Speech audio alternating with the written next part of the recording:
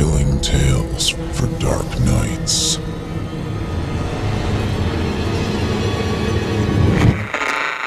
Want to make sure you never miss a Chilling Tales for Dark Nights video again?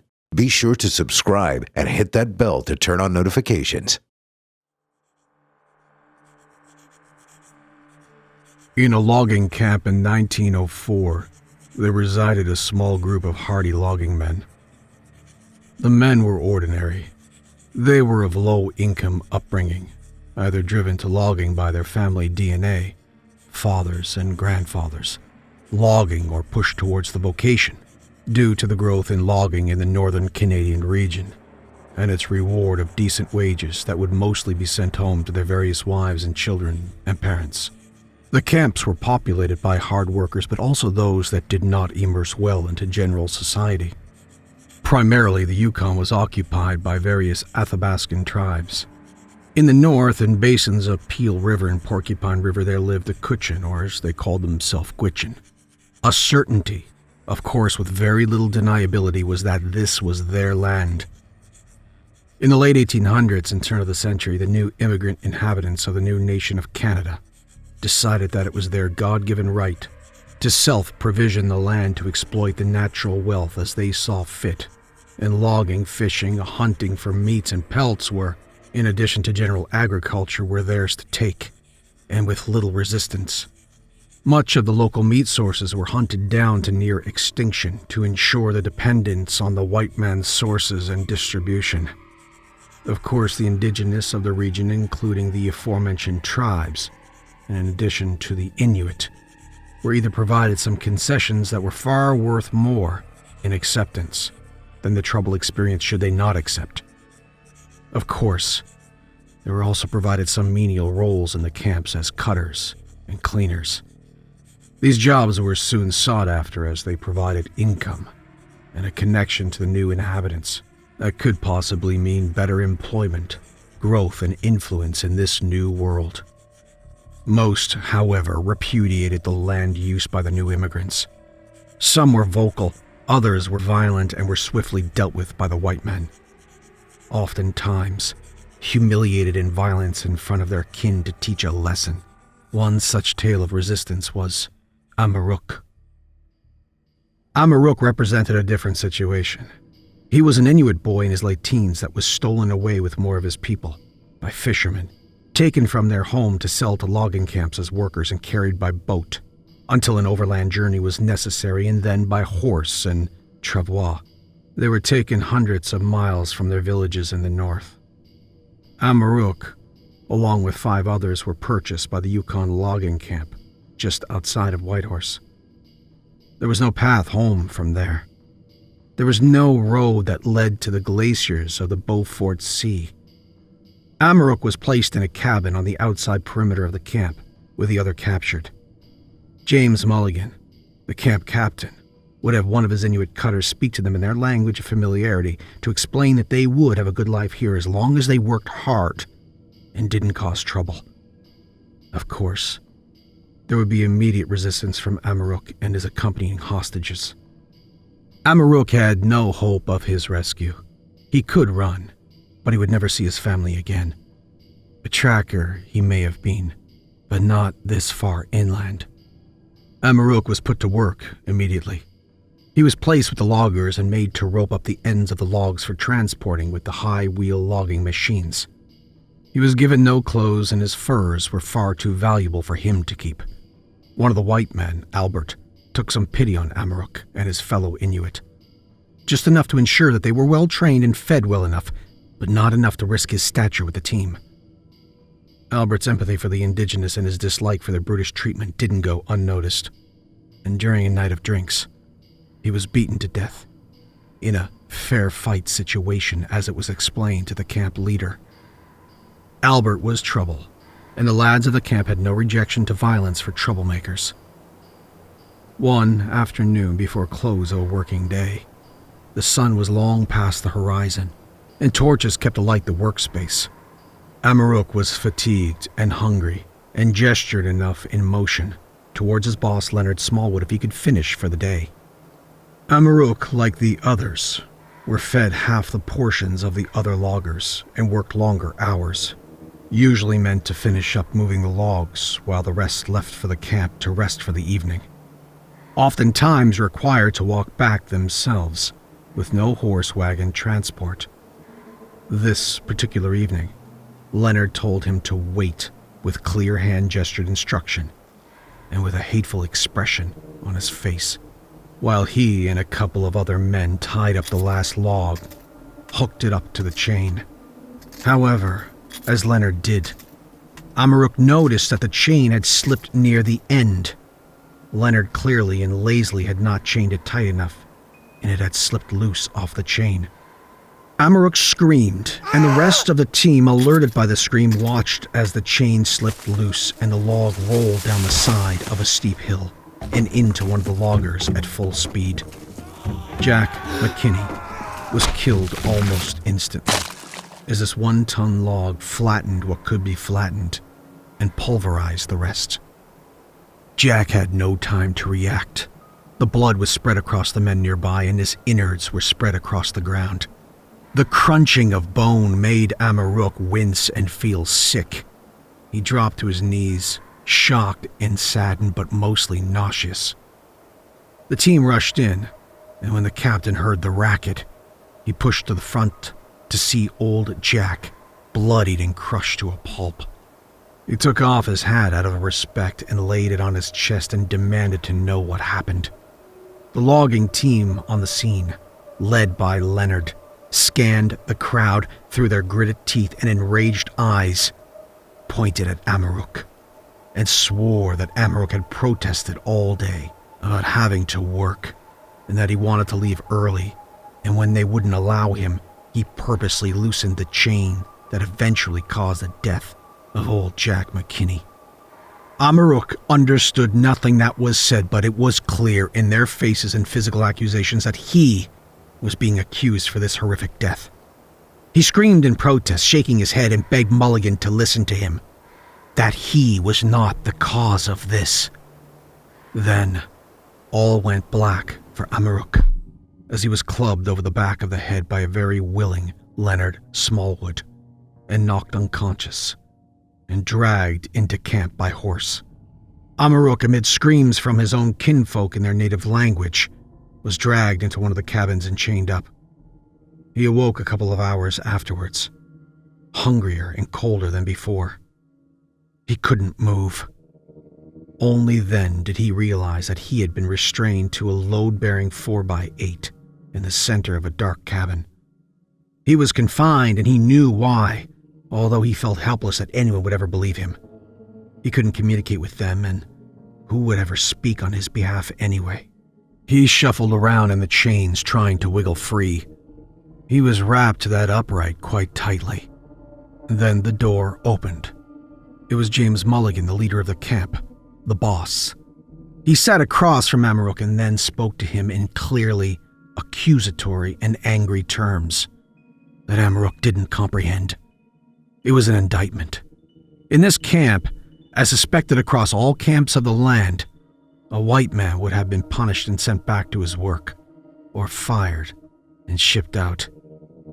Amaruk and his people were, to these men, cattle. They were not only utterly inhuman, but when they became a liability, as they now saw him, he was only worth the swinging of a rope and nothing more. This was his sentence. He was charged by only a flurry of finger-pointing, but his judge, jury, and executioner was James Mulligan, not an ethical man by any standards. In the darkness and isolation of these dark woods, Amaruk would be hung up until dead. Leonard and his few other men that knew the truth would be free to shout at the murderer from the safety of their presumed innocence. What was one more Eskimo bastard swinging from a rope, they thought.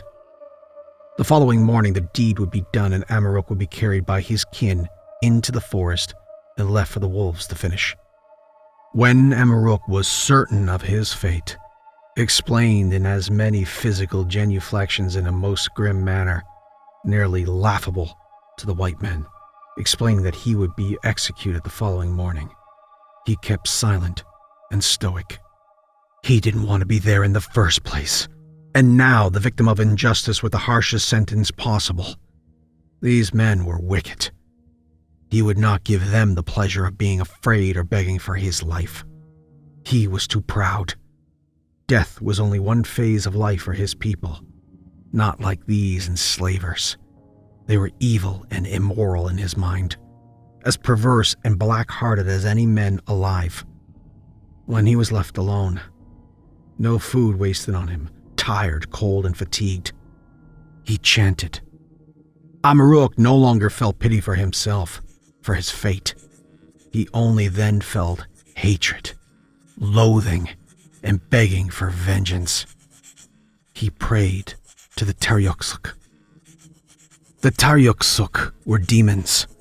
They were the boogeymen of the ice region, feared above any other, called upon with promise of souls to swiftly expedite the lives of those asked to take. Never allies to his people, but a powerful force of evil that roamed the northern lands, glacier, Arctic, and terrorized its people. They were never mentioned, forbidden to discuss or even name.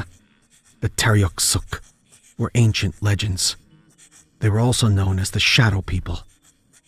They inhabited a shadow land, and they are almost never seen. But when conditions are right, the Tariaksuq can be heard at night, in the distance, across the ice floes and beyond the forest near the frozen world.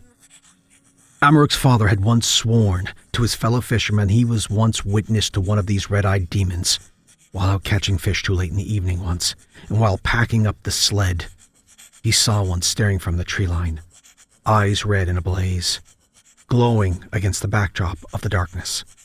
A beast that must have been called upon, as they do not appear unless they are called upon, and even when they are, it is rare that they will show. It is known that their presence is only from the desperation of the soul's need. Amaruk's father had jumped onto his sled and whipped and begged the dogs to fly. The Tariaksuq were not to be trusted by the invited. However, Amaruk felt such a loathing sense of revenge that he prayed, and prayed hard. He prayed without letting up, chanting all evening. He had the other loggers banging on the cabin for him to shut up, which only made him chant louder and louder to the sky, begging the Tariaksuq to come in swarms and take revenge on these white devils. Then, in a sweating, feverish convulsion, Amaruk stopped immediately as he heard a slight whoosh of breath behind his ear, like an animal's pushed breath into the cold. Unable to turn and unwilling to do so, he closed his eyes. The thing, whatever it was, rattled and pulled away into the darkness. The low breathing faded into nothing. He smiled quietly and said, "Nakur Mick," to his demonic guest, and passed out. He awoke the next morning with a slap across his face, followed by a bucket of ice-cold water. He yelped in pain. It was morning. He suddenly was made conscious of what this meant. He was dragged across the logging field where a man held up a book and gestured to Amaruk in a seemingly spiritual ceremony. He saw Leonard Smallwood in the crowd and glared at him, swearing in Inuktuk feverishly. Then, he was placed on a horse with a rope fastened around his neck. He closed his eyes and spoke a prayer in his language, while the demons that were punishing him for nothing said their own insincere prayers. Then, in his last utterance, he screamed aloud to the Tariaksuq. It stunned the other Inuit that watched. The other loggers just laughed. A slap on the horse and Amaruk slipped off, and a sharp snap was heard, even sickening the hard men around, followed by cheers from the brutes, and Amaruk swayed, eyes wide open to the sky, then twitched slightly and was pronounced dead, cut down, placed on a travois, covered with deerskin. He was then unceremoniously dragged by the travois a few miles into the forest by his fellow Inuit, a couple of Cree, and one camp manager, where he was meant to be left out for the wolves. His brethren were his transporters, so lying him on the ground, they recited their own words for the delivery of his soul to his ancestors. You see, the Inuit sacred practices included animism and shamanism, in which spiritual healers mediate with spirits.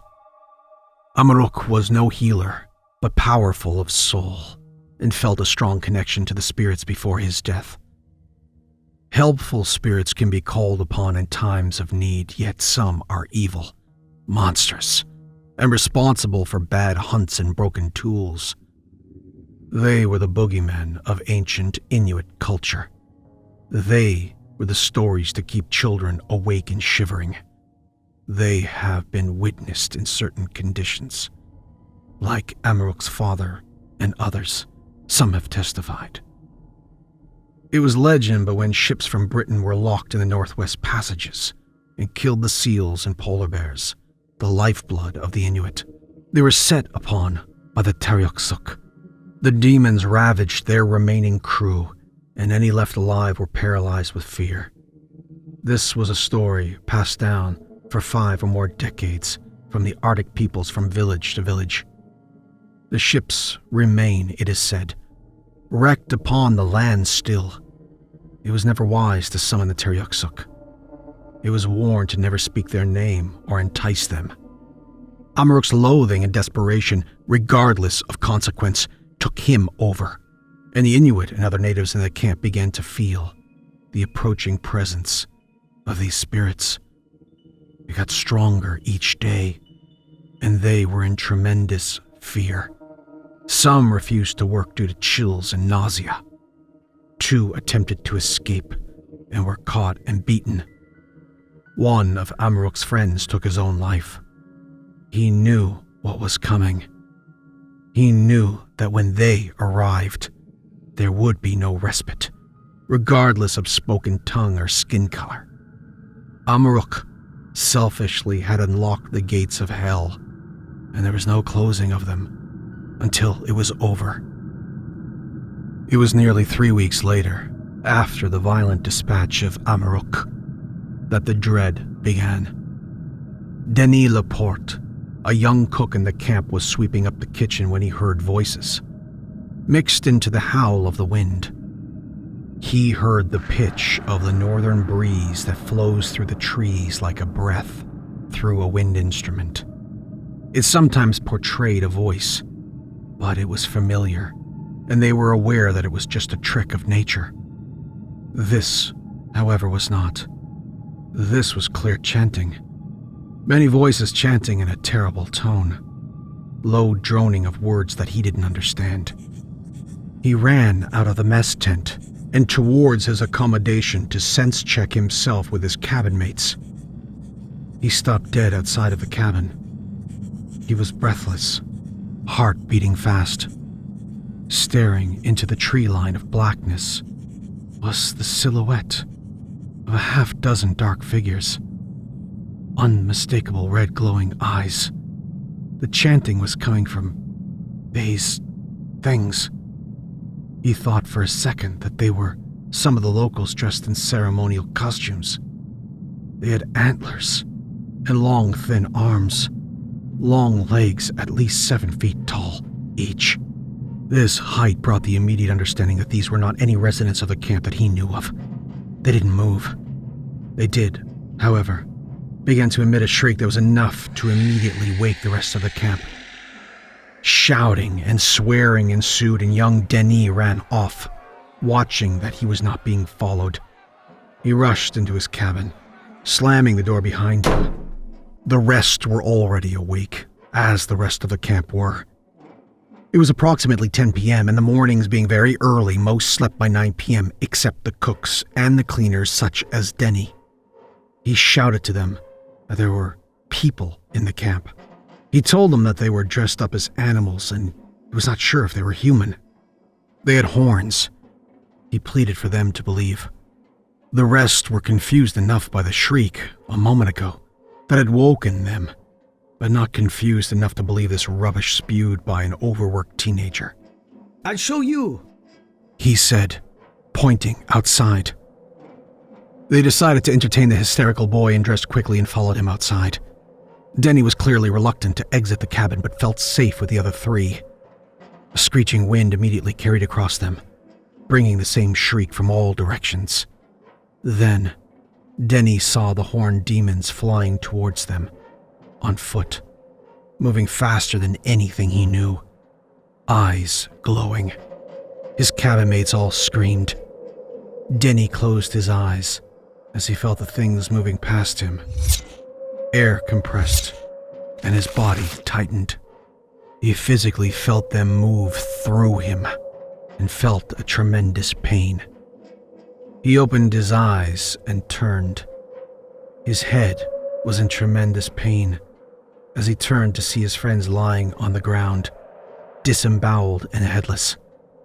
Denny was lightheaded and in pain and now in complete shock at the sight of his friends ripped apart and reduced to a pile of flesh on the pine needle-covered dirt.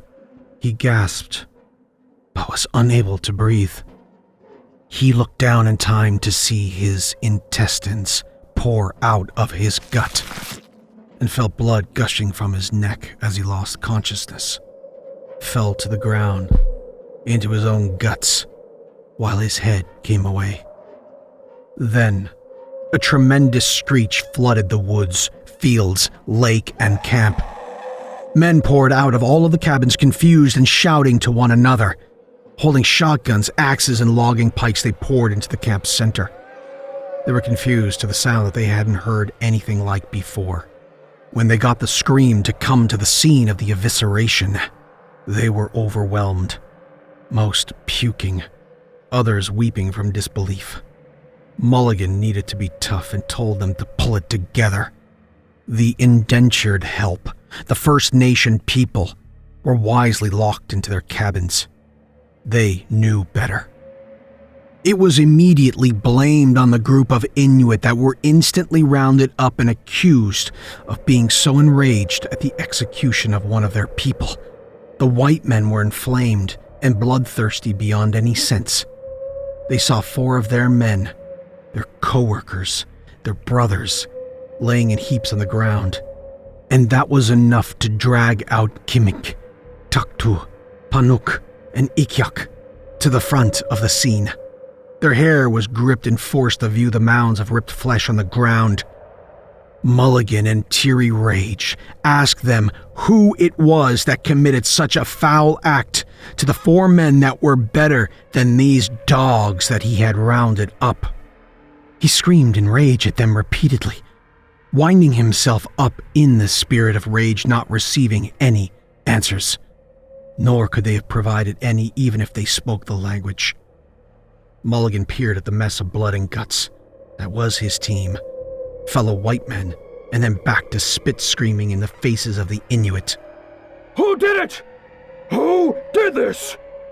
His rage reached its climax when he took a logging pike and buried it swiftly into the head of Taktu. With a furious scream and a cracking thud. This shook everyone watching. Kimik, Panuk, and Ikyak fell to the ground screaming in their language. Leonard, the sole architect of the chaos and misery now inhabiting the camp, shouted to Mulligan to finish off the rest just to be sure. The Inuit knew who Leonard was, and knew from Amaruk what he had done, and when he piped up, he drew menacing glares from the tear-soaked eyes of the 3. Their fury and indignation was palpable, almost terrifying. Mulligan demanded that the bodies be burned and that the remaining 3 would be placed in the shed and locked up until he decides what will be done with them. They were being led away, and Ikyak pulled away and stood facing Mulligan, and with a deeply sought defiant energy, he said, "Tariaksuq," and then scanned the rest of the men and repeated in an almost whisper, "Tariaksuq." and then was grabbed and shoved towards the shed. Ikyuk provided the rest of the men with a warning that they would never have understood, a foreshadowing of their complete demise, and they will never have known what was to come until it was too late. They were locked in a dark, cold shed on the outside of the camp, near the outhouse, left to listen to the woods around them and pray for a quick, painless end, if it should come to them. Morning arrived, and the smell of food wafted through the camp and into the dingy shed where a starving trio sat, barely conscious from the cold and hunger. The camp went about their business, and each passerby near the constructed jail cell shed gave it a loud kick or strike with whatever they were carrying. There was no chance that the anger would cease and they would be freed. This was obvious. They knew somehow that they would not be murdered because there was no evidence of their guilt, unlike the false witnesses to Amaruk's charge. Also, Mulligan acted out of passion when he murdered their brethren, and that seemed like a sweeping penance. This did not mean that they would ever resume to any normality in the camp. The only obvious outcome was more time in the shed, and then perhaps menial, filthy tasks in place of their usual remits. This was all assumed, but turned out to be fairly accurate. Many, like Leonard and his little gang, wanted them dead, publicly if possible. He hated the filthy Eskimo shit, he called them. Leonard, you see, was not a man with a love for cultures outside of his white race. There were many that began slow conditioning through Leonard and his cancerous vitriol. Leonard's words gained steam, and soon half of the camp poured poison into the ears of Mulligan to have them executed. Because if he hadn't, they would rise up during their sleep, eventually, and slaughter them all like the savages they were. Like they did to Denny, Connor, Mick, and Sean. Mulligan, shockingly, maintained a clear head, and he decided to leave them to be sat in their box and wait until a decision is made on their future. They would receive the scrap leftovers from meals, usually covered in saliva, as many of the men knew where the scraps were going. This night was coming fast. The days were becoming shorter and colder. The three Inuit had decided that they were going to die in this small wooden shed, locked up, freezing, fatigued, delirious, and hungry. Their time was soon to come. In a decision of rash judgment, the three decided that, for Amaruk, and for Taktu, and for them and for their people, that they have pillaged and decimated across their lands, they would simultaneously summon the Tariaksuq. If they were to die, they would be prepared anyway. If they were denied into the Shadowlands to be with their ancestors, they had decided that this was worth the price. So this evening, the chanting began. Deep meditation prayer to negotiate the return of the Tariaksuq, to sow revenge. Bloody revenge on these wicked, vile loggers. They, cumulatively, prayed for the complete destruction of the white man. They chanted long into the evening, deep into the night, constantly surrounding their concentration. Howls and wails deep in the forest, the sound of trees breaking and collapsing. This time, it felt as if there were no small scout party of Tariaksuq, but they have unleashed the predatory ecstasy of the Tariaksuq, salivating for blood and death. These creatures of leathery skin, elongated antlers, jagged teeth-pointed claws, fur-lined backs, and towering height of nearly 8 feet, dashing at blurred speed, lusting for carnage, were now beckoned and would arrive from the Shadowlands most rapturously and with boundless malice. The Tariaksuq, as you know now, could cut a man to ribbons within a fragment of a second. There were stories, however, of a preference to take their time, if the situation was right, and ensure that it was agonizing, and that the victim left this world paralyzed with fear.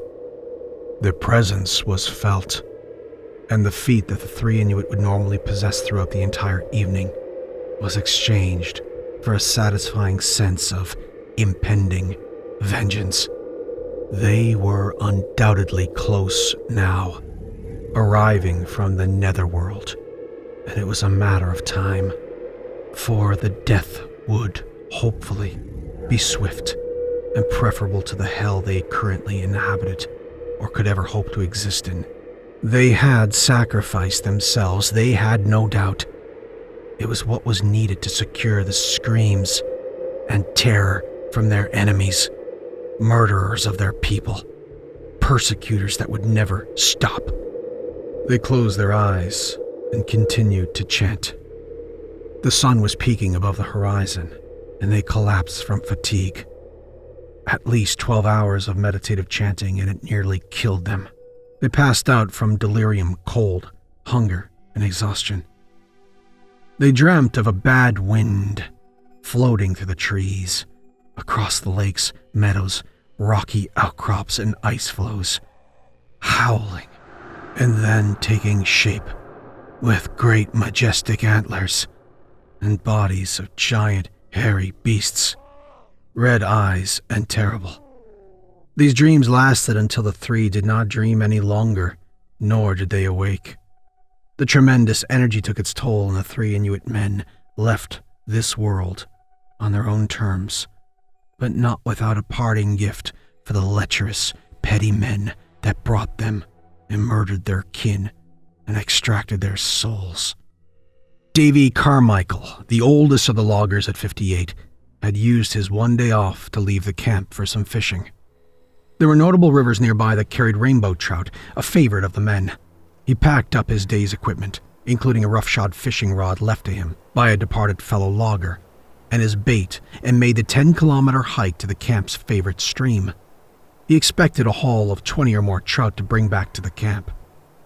Davy wanted no part of the treatment of the aboriginal men. However, he felt that staying quiet was best. He was too old to engage in internal conflict, and although he felt the treatment was harsh, he walked away from the chaos when it happened those 2 evenings ago. Davy reached his prime fishing spot, set up on a grassy hill, and began casting out onto the deep stream. No better way to spend a day off. The day was cold, as Septembers often become in the Yukon. Also a great time for fishing. After a few hours and a dozen fish, Davy tucked into a beef sandwich he had brought from the leftovers the evening before, along with an apple, washed down with a pint of cold milk. He had set the rod down, washed the fish guts off his hands in the stream for handling his sandwich, and stared out across the stream and forest across from him in a daze. Davy noticed a movement in the water, a splash in his peripheral vision. He smiled, knowing the fish were still biting, and attempted to hurriedly finish up his sandwich so that he could get back into it again. Again, another ripple in the water on the other side. Then something appeared in the water. A stick, it seemed to him, floating but upright, getting taller in the water. This branch or stick. Suddenly it was clear that this was part of an antler, and felt that an elk or caribou had been dead in the water, and it was just resurfacing. It was soon not the case. A head, attached to these moss-covered antlers, emerged. This was no deer or elk or caribou. Davy seized up in fear as he saw bright red glowing eyes fixated on him from this surfacing creature. It walked through the water towards him. It was massive, and when it roared, Davy dropped his lunch and fled as fast as his old legs could take him. He turned when he was in the woods, but saw nothing. Then heard the roars surrounding him. He kept running, not entirely sure what direction he was running in. He was lost, but when he stopped to catch his breath, he continued to listen and scan his surroundings. Shaking, he pulled out his knife from its holster and held it out. What is it? Who's there? What are you? Is this a joke? He yelled. A fierce shriek followed from multiple directions around him. He walked slowly in the same direction he had been running. He heard branches snapping, trees being brushed against. He tiptoed across the forest floor. This continued for another hour as he moved forward.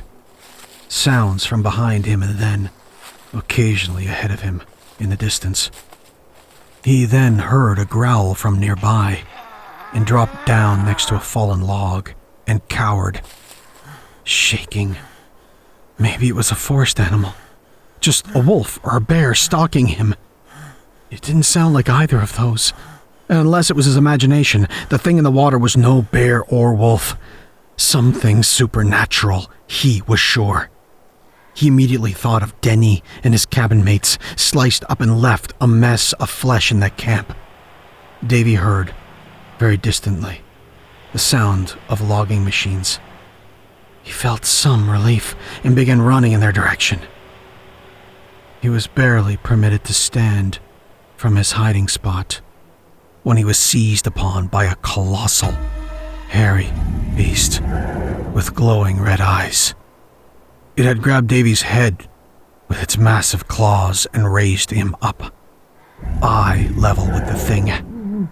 With the bright orange dusk sun behind its head, Davy could only see a vague outline, and hot breath released into the cold air as it pressed its claws into Davy's head, crushing his skull and releasing his gelatinous eyeballs to stream down his face.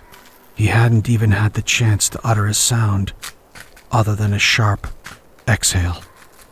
As his head was pulled off, Davy's old body had returned to the moss-covered floor of the forest. Then, a monstrous shriek was sent across the landscape, causing the camp to hold firm, causing a cumulative pounding of hearts, especially those indigenous that were still indentured in the camp. They knew what the Inuit had released. They knew that they were as doomed as the rest. There would be no reprieve or mercy for any living thing this day. They also knew it was here now. It was close. As the darkness reached the camp, and Davy's friends were well aware that he was not the type to not be aware of being back before dark, they knew something was terribly wrong. Fires were set up around the perimeter of the camp. Guards were set up in case a pack of wolves had gotten the courage to sniff around. Bears, especially the black bears of the region, were notorious for sitting quietly and covertly like spies in the deep wood and taking their chances when they could. 4 bonfires with 4 sets of men patrolled the area around the camp, each being a solid 200 meters apart from one another in this large logging camp. They had rifles at the ready. James Mulligan sat in his cabin having a late dinner, the bear skin stolen from the deceased Amaruk around his shoulders, cursing its unfamiliar stink, yet relishing its warmth. The foreman, Mulligan, had given away the possessions of the Inuit to the captains of the camp where they could be used, skins and hand-carved items. The winds howled outside his cabin. Then, a low, deep, long panting to his left. He turned his head. He froze in terror when he saw the Tariaksuq stand high in his window. Piercing eyes burned into Mulligan with a loathing. Mulligan's breath caught in his chest as he yelled for help. He fumbled for the revolver on his desk sitting across the room. Before he could reach it, the beast smashed through the window, taking at the lower part of the wall and grabbed Mulligan, without any additional terrorizing scream from the creature. It opened its maw and clamped down over Mulligan's head, taking his neck and part of his chest off in one ravenous bite. Blood spread across the cabin.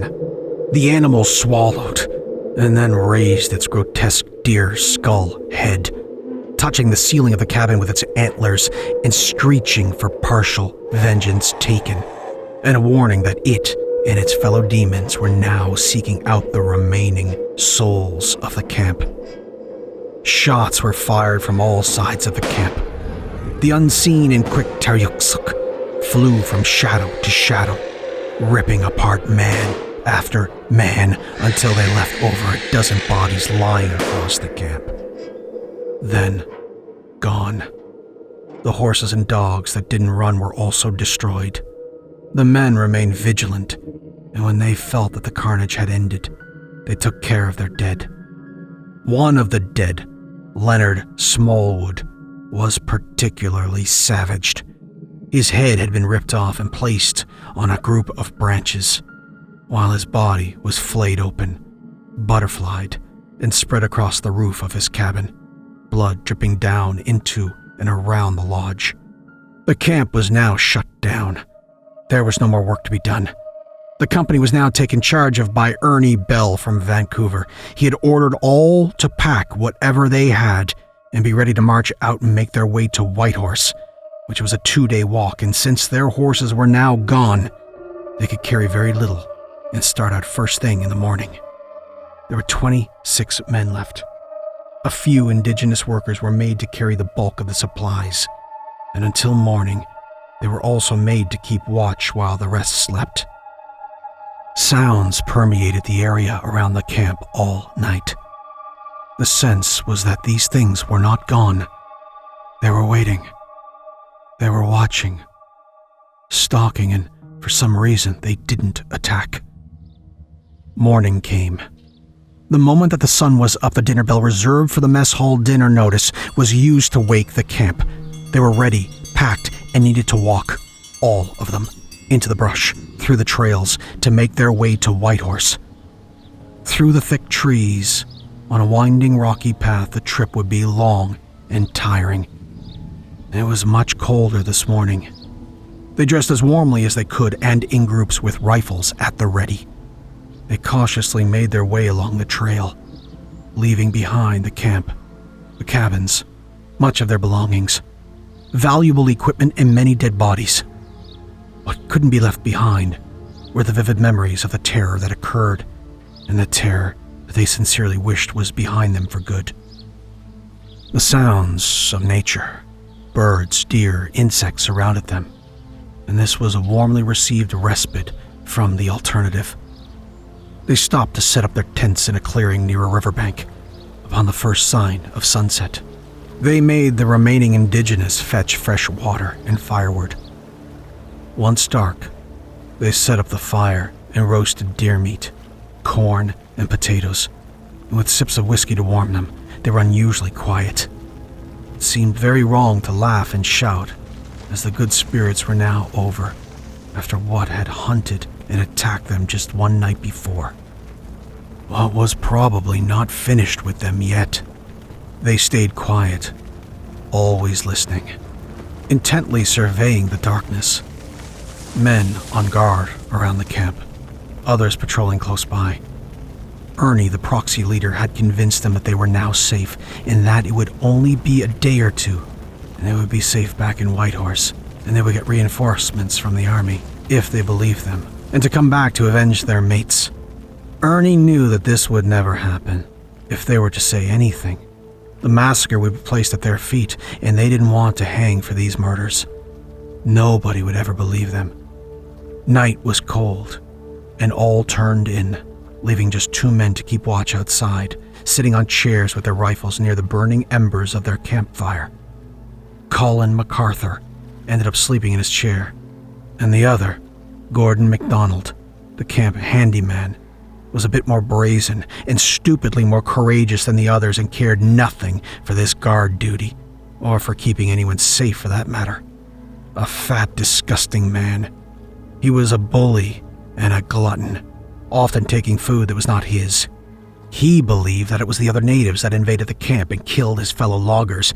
He always blamed the aboriginals for anything that went wrong at the camp. Gordon liked to fight. He was nicknamed Scrapper by his coworkers for his desire to pick fights with the smaller lads and beat up on the natives when he knew he had an audience.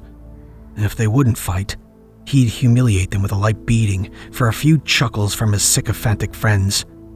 He often focused on the Inuit, especially Amruk, who was fiercer and more protective of his Inuit clan.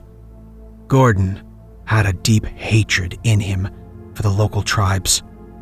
A regular drunk, he didn't hide this hatred. Gordon decided to go for a late-night bladder relief. With no regard for the sleeping few around him, he grumbled and cursed while trying to find his way out of the tent and past the glowing embers of the bonfire that gave him some light, assisting the moon with little illumination to find his way beyond the tents to the edge of the meadow, near the tree line, in case he needed more than emptying the water. He stumbled, half filled with whiskey, towards the blackness of the tree line, keeping the small camp in his sights. He urinated across his own leg. Ah, fuck! Swore at himself, shook it, and tucked himself back into his filthy dungarees. He then heard a woman's voice. I'm here. Beckoning him by name. He felt he must be still groggy and a bit drunk from sleep and was imagining it or a trick of the wind, but it persisted. Can you see me? It sounded beautiful and welcoming. It had been many months without a woman. The last time he was intimate with a woman, it was one-sided and immoral. I can see you. He smiled, zipped up, and went peeking through the woods, urged on by the voice. He was in a dreamlike state. The woman's murmurs, the tones were heavenly, and he stumbled through the brush, half asleep, half drunk, tripping over roots and branches like an oaf. Find me. Stopping to lean on a tree and listen. He was grinding out his repulsive words, salivating down his chin with rivulets of chewing tobacco. Come here, little lady. Come to me.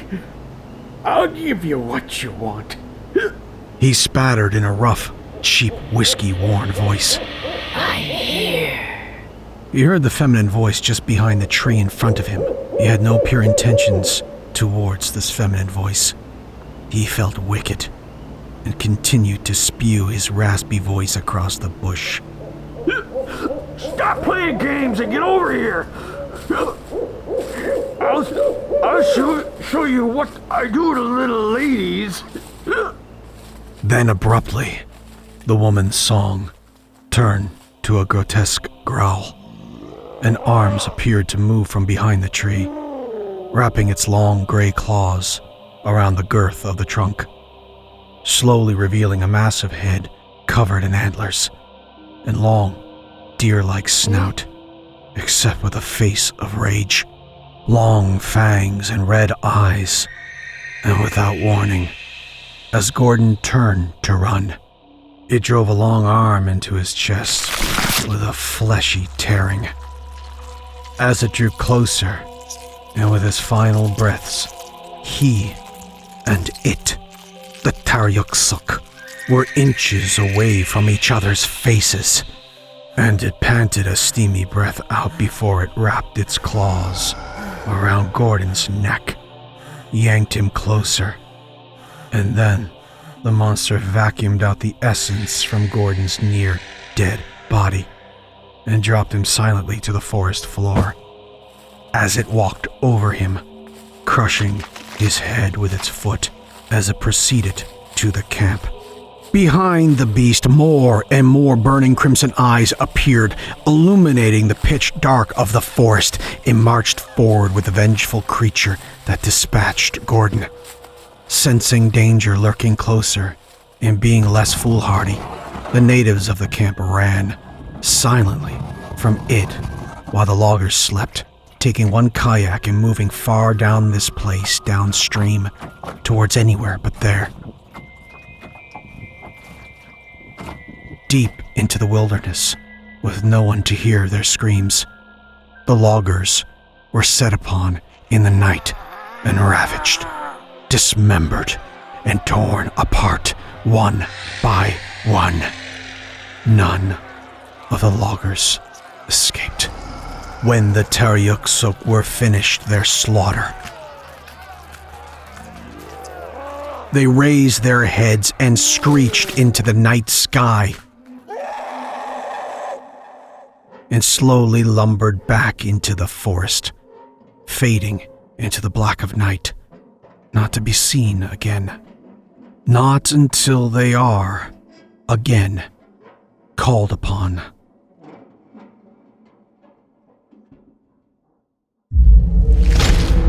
Chilling tales for dark nights.